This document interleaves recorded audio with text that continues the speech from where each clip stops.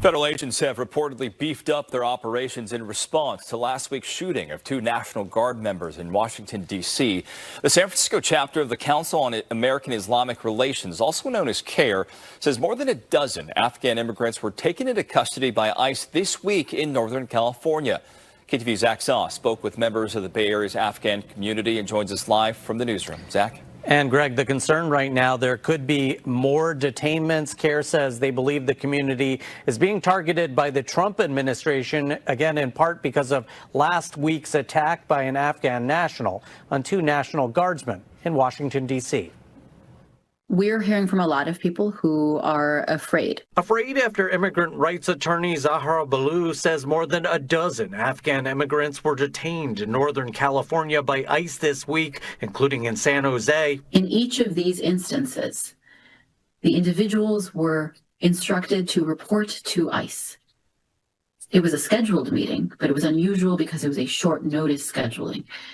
And shortly after arriving and checking in, they were detained. Balloo, who heads up the San Francisco chapter of the Council on American Islamic Relations, says the detainments came just a week after an Afghan national was arrested and charged with an attack on two National Guard members in Washington, D.C. One guardsman was killed, the other critically injured. After the shooting in Washington, D.C. last week, we saw sweeping proclamations by the president and various government officials scapegoating all Afghans, promising to close their immigration. Wednesday, the Trump administration opting to pause immigration applications from 19 countries, including Afghanistan, over national security and public safety concerns. In a memo, the administration citing two crimes where the suspects were Afghan nationals, including the recent attack in D.C. You know, we cannot blame a whole country or a whole religious group or a whole section just because a couple of people's mistake.